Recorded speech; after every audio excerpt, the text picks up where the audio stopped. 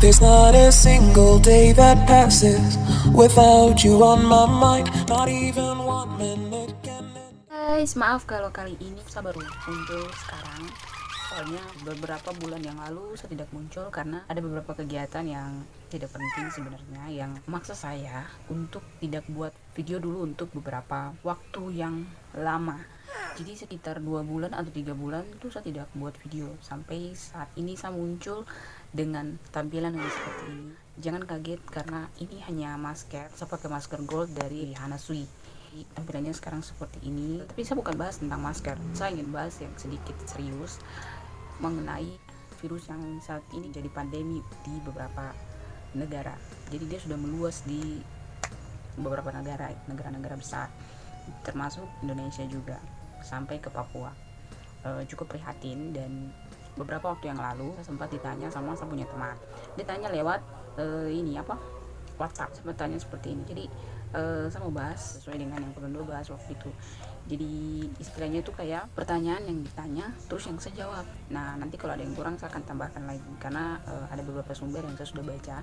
Jadi pada saat saya bicara ini saya tidak sembarang bicara karena ada sumber-sumber yang saya bicara berdasarkan sumber itu. Jadi kalau memang teman-teman ingin tahu lebih detailnya, teman-teman bisa cek saya punya deskripsi box. Di sana ada link yang saya sudah taruh, jadi teman-teman bisa lebih banyak tahu di situ. Tapi kali ini saya mau bahas sedikit saja. Oke, namun sebelum kita mulai, teman-teman yang mungkin ingin minum kopi, ingin minum teh, ingin minum susu, santai-santai sejenak sambil nonton video ini boleh.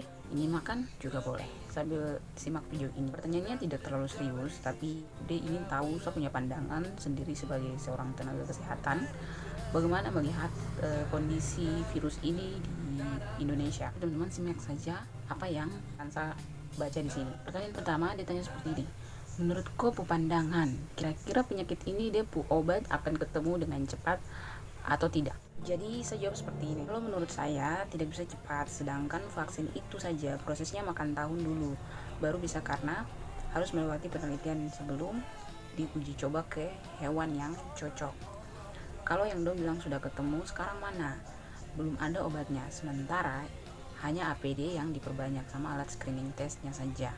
Oke, APD ini adalah alat perlindungan diri, itu seperti masker, terus helm pelindung yang tenaga medis biasa pakai, terus sarung tangan, dan juga ini dia punya kostum khusus untuk penanganan COVID-19 ini. Nah, jadi di sini saya bilang vaksin itu saja prosesnya makan tahun dulu karena dia itu harus melalui uji coba berulang-ulang.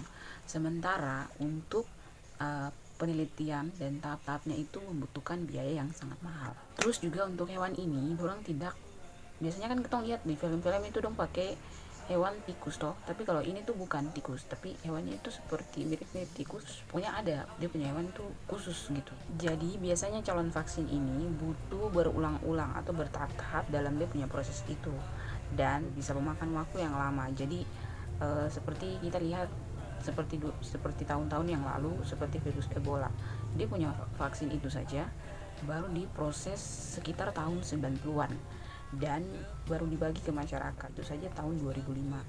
Itu sangat lama sekali. Ya memang butuh waktu yang cepat, tapi kita lihat lagi apakah ini bisa selesai dalam waktu dekat atau tidak. Tapi kalau vaksin dia tidak bisa membutuhkan waktu yang sangat cepat, dia membutuhkan waktu yang sangat lama. Walaupun membutuhkan waktu yang sangat lama, tapi ada beberapa ilmuwan yang mengklaim kalau mereka bisa buat vaksin ini tuh dalam waktu 1,5 tahun, dan dong akan manfaatkan satu zat yang namanya itu zat antigen. Jadi antigen ini sebagai penguat sistem imunnya manusia. Terus itu pertanyaan pertama, dan di pertanyaan yang kedua dia tanya seperti ini. Menurutku, kalau melihat Indonesia punya perlengkapan dan penanganan medis, kok optimis tidak kalau kita bisa menang lawan virus ini? Di sini saya bilang seperti ini. Jadi Indonesia sekarang banyak dapat bantuan dari luar. Jadi kalau sebagai tenaga medis saya harus optimis.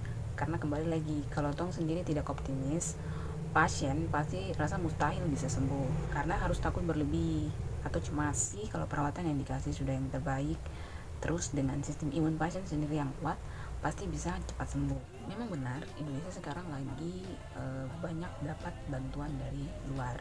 Pemerintah juga mengejar waktu. Pemerintah BUMN bekerja sama untuk mengejar waktunya sebelum terjadi korban. Orang sudah gencar-gencarnya memasang pemanas tubuh di bandara, di pelabuhan, terus juga dorang sudah menyiapkan tenaga medis, para medis di seluruh Indonesia, dan juga rumah sakit yang sudah siap menampung pasien dengan suspek corona ini. Dorong juga menyediakan hand sanitizer, masker di beberapa bandara, dan juga dong memastikan supaya bahan logistik itu tetap ada. Jadi Jokowi itu tidak mau lockdown karena akan berdampak kepada ekonomi yang ada di Indonesia. Ekonomi Indonesia akan lumpuh kalau sampai Indonesia lockdown. Pemerintah sudah menyiapkan beberapa bahan logistik, makanan supaya tetap ada. Jadi kita tidak perlu khawatir kekurangan ini, tidak perlu takut berlebih, tidak perlu belanja yang terlalu berlebihan. Virus ini tuh memang sangat berbahaya, tapi lebih berbahaya lagi diri kita yang terlalu merasa bahwa ini tuh berbahaya sekali. Kalau kita terlalu merasa cemas yang berlebihan, pasti itu yang lebih mengerikan, karena cemas saja bisa mengganggu kita punya sistem imun tubuh, bisa melemahkan kita punya sistem imun tubuh. Jadi kalau kita hadapi virus ini dengan terasa takut, kita akan cepat sakit. Sementara pemerintah lagi berjuang untuk membantu kita dalam menekan wabah ini, kita juga harus menjaga diri kita supaya tetap terhindar dari penyebaran virus ini. Iyo teman-teman, tadi kan saya baru jelaskan yang vaksinnya. Obatnya tadi kan saya bilang belum ada. Nah, obat yang sementara lagi dipakai di Indonesia yang sudah dipesan Jokowi banyak 5 juta obat. Nah, diantaranya itu ada obat Avigan dengan obat kloroquine. Obat Avigan ini dipesan sebanyak 2 juta dan kloroquine sendiri itu dipesan sebanyak 3 juta untuk menyembuhkan pasien dengan positif corona. Karena di beberapa negara sudah terbukti obat ini memberikan respon yang baik di tubuh pasien. Beberapa negara yang sudah memakai obat ini seperti Cina, Eropa, Australia, di Malaysia juga. Dan pastinya obat ini tuh tidak sembarang pakai karena dorang memperhatikan mutu dengan efektivitas obat ini dengan sangat baik. Peran kedua obat ini tuh sangat baik. Menurut Guru Besar Farmasi Indonesia itu, obat ini tuh bahkan sudah menjadi terapi untuk pasien-pasien yang berada di Malaysia dengan Cina. Yang pertama saya mau jelaskan dari obat Avigan ini dulu. Kalau obat Avigan ini dia itu ada beberapa nama yang bisa dipakai. Di antaranya itu ada Favipiravir, terus T-strip 705 dan juga Favilavir.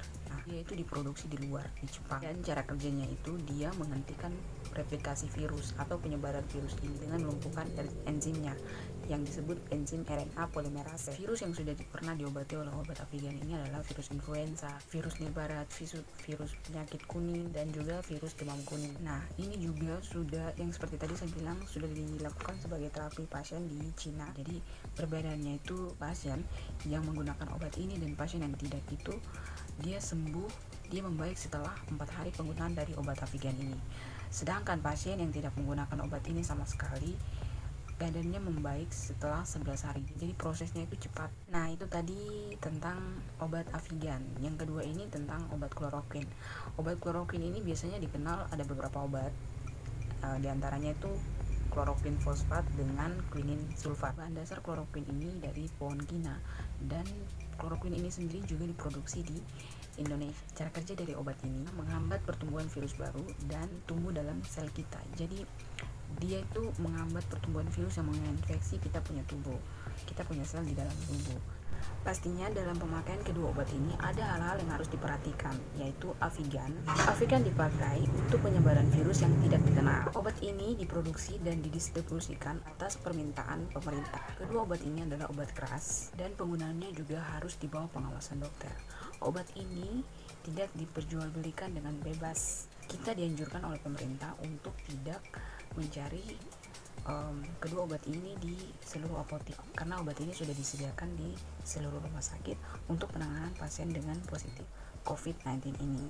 Oke teman-teman, itu saja pertanyaan yang sudah ditanyakan sama saya punya teman beberapa waktu yang lalu, dan saya juga sudah menceritakannya di sini, dan saya harap penjelasan saya ini bisa bermanfaat buat teman-teman yang mendengarkan di malam ini. Dan untuk kurang lebihnya saya mohon maaf kalau memang teman-teman ada yang ingin memberikan pendapat, saran, ataupun komentar ataupun kritikan yang baik buat saya, teman-teman boleh komen di bawah. Guys, jangan lupa like, komen, dan subscribe ya. Bye.